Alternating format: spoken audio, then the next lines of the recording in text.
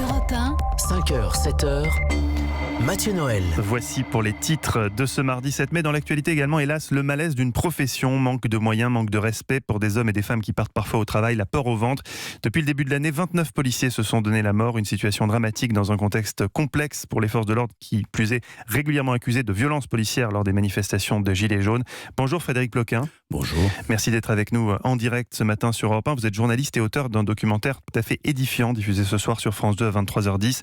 Un film dans lequel 7 policiers ont accepté de raconter à visage découvert la réalité de leur métier. Quand je suis rentré dans la police, on n'était pas confronté à cette violence. Un policier qui vous dit qu'il n'a pas peur, c'est un menteur. J'ai aucune explication qu'on puisse laisser la police nationale travailler dans des conditions comme ça. C'est énorme à quel point on nous laisse tomber, quoi.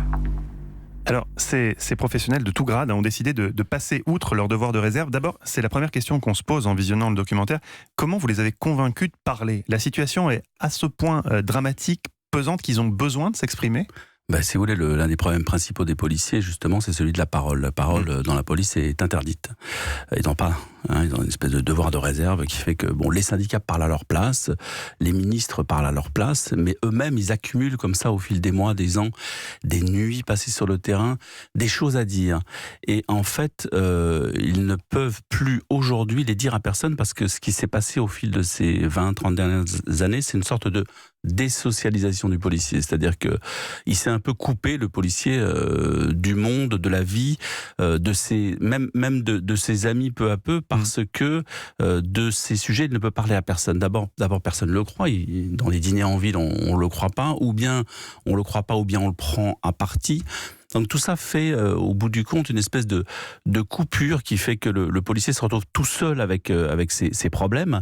Et puis là-dessus, il y a eu évidemment la vague terroriste qui s'est rajoutée, qui fait qu'en plus, il est rentré chez lui avec la peur au ventre, il a commencé à avoir peur de ses voisins, je voudrais pas en rajouter là-dessus, mais psychologiquement, au bout du compte, ça fait quelqu'un qui est un peu isolé du monde. Justement, je me faisais cette réflexion en voyant votre reportage. À l'époque, justement, des attentats, au moment post-attentat, on va dire, on se souvient de gens dans la rue qui saluaient les policiers, qui les embrassaient parfois, qui les applaudissaient. Aujourd'hui, on a l'impression on a fait un virage à 180 degrés par rapport à ça. Oui et non, parce que si vous regardez les sondages comme ça qui sont faits régulièrement, vous apercevez que 70-80% des Français aiment entre guillemets leur police.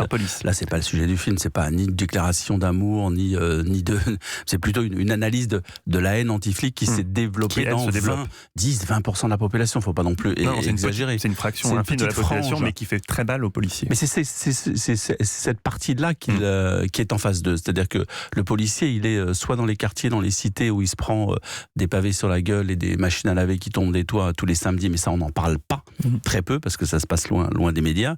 Soit c'est ça, soit il est dans la rue, là il y a un contexte social actuellement difficile, il est dans la rue et il se prend d'autres sortes de projectiles. Et une autre haine qui est une haine de la rue qui n'était pas forcément prévue et attendue, soit, et ça c'est la troisième couche qui se greffe là-dessus, depuis 2015, on en a quand même un certain nombre qui se sont fait tout simplement abattre comme des lapins dans la rue par les terroristes. Donc ça commence à faire beaucoup de haine accumulée, ce qui ne signifie pas qu'il y a une rupture avec les Français, parce qu'au contraire, tous les sondages le montrent, les Français sont plutôt contents de leur police. Dans votre reportage, il y a parmi les témoignages celui de Maggie Biskupski, présidente de l'association Mobilisation des policiers en colère. Alors que vous finissiez le montage du documentaire, elle a mis fin à ses jours avec son arme de service en novembre 2018. Est-ce que vous êtes posé la question de garder ce témoignage ? Il est forcément bouleversant. Vous êtes dit qu'il est trop représentatif pour le couper ? D'abord, c'est vrai que Maggie, c'est la seule femme qui est dans ce documentaire. On a 7 policiers qui ont accepté de nous parler les yeux dans les yeux, sans foulard, sans se dissimuler sous leur nom, ce qui est quand même déjà énorme, ce qui signifie, comme vous le disiez tout à l'heure, qu'ils avaient beaucoup à dire. On se retrouve à la fin du montage du film, donc à l'automne dernier, le film était entièrement tourné, le film était monté, les choix avaient été faits, on se retrouve avec ce drame qui est que Maggie Biskupski, qui est quand même la femme qui avait pris la tête un peu des policiers en colère en novembre 2016, je le rappelle, après un événement dramatique dans l'Essonne où des policiers avaient été pris à partie par des cocktails Molotov. Donc on se retrouve avec cette présence très forte. On a au contraire décidé de ne rien changer. C'est-à-dire que dans ce film, on n'en a pas fait on n'a pas transformé le film pour en faire une espèce d'héroïne. D'abord, je crois que ça aurait pas plu au sien, à son père, qui est un modeste Ardennais, à qui j'ai, à ce moment-là, quand même pris de la peine de montrer le film. à ce moment-là, juste pour voir si lui validait nos options. Et ce qu'il m'a dit m'a encouragé dans le choix que nous avions fait. Il m'a dit, si vous aviez fait de Maggie le personnage principal de ce film, si vous aviez fait quelque chose, j'aurais dit non. Et là, au contraire, elle est un policier parmi les autres, et elle porte avec une passion qui est quand même énorme, et d'ailleurs qui dit toute la fragilité de cette femme aussi. Je veux dire, c'est qu'elle a fait son métier avec passion, elle a défendu les siens avec passion. Donc on a laissé Maggie là où elle était dans le film, et on n'a pas retranché un mot de ce qu'elle disait. On a juste ajouté, effectivement, pour que le téléspectateur le sache, qu'elle s'était donné la mort à un moment donné. Le problème peut-être de ces gens qui prennent les policiers à partie, c'est qu'ils les voient comme un symbole, pas comme des individus. On a tendance à les voir comme des Robocop, alors que ce sont des hommes et des femmes qui ont peur aussi parfois, qui vivent avec cette peur quand ils vont au travail, d'où parfois peut-être des réactions de défense par rapport à des agressions. C'est vraiment ce que j'ai voulu faire. C'est pas un film sur la police, c'est un film sur les policiers.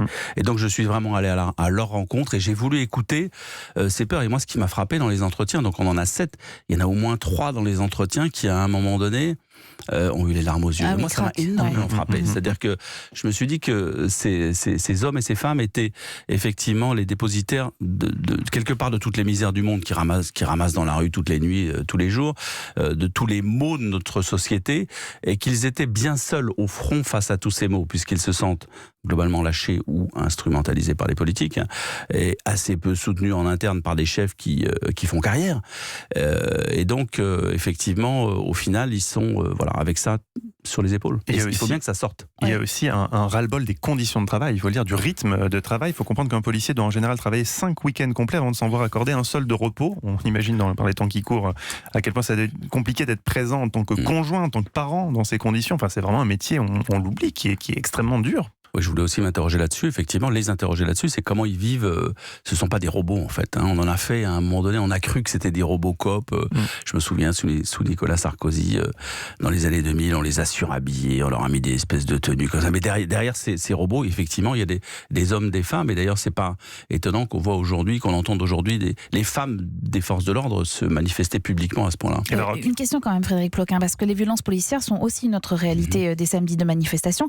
Quel regard vous portez sur ces gestes qui sont régulièrement filmés et diffusés aussi sur les réseaux sociaux? C'est vrai que le fait, par ailleurs, d'être aujourd'hui filmé en permanence par les téléphones portables des manifestants, je ne sais pas si vous regardez à chaque fois, regardez bien les images, vous verrez, vous avez des téléphones portables au-dessus, comme si c'était un match de foot. Comme si, en fait, on avait des pseudo-reporters et des vrais reporters aussi, quelquefois, qui cherchaient l'image qui va faire mal, qui va buzzer, etc. Comme au football ou comme au spectacle. C'est pas un spectacle.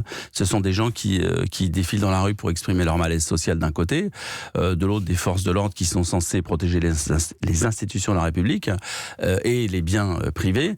Et au milieu se sont glissés effectivement ces derniers temps, ça on l'a bien vu avec les Gilets jaunes, des gens qui sont là pour autre chose que pour manifester, qui sont là pour casser, pour détruire, et les policiers, leur boulot, c'est d'intervenir pour qu'ils ne le fassent pas. Donc c'est extrêmement compliqué. Vous n'allez pas aller avec des matraques en guimauve face à des Black Blocs qui arrivent avec des espèces de banderoles renforcées, avec des genouillères, qui sont habillés comme les CRS. En fait, si vous regardez bien, moi je les ai regardés, ils sont habillés comme les forces de l'ordre et ils vont au combat, eux.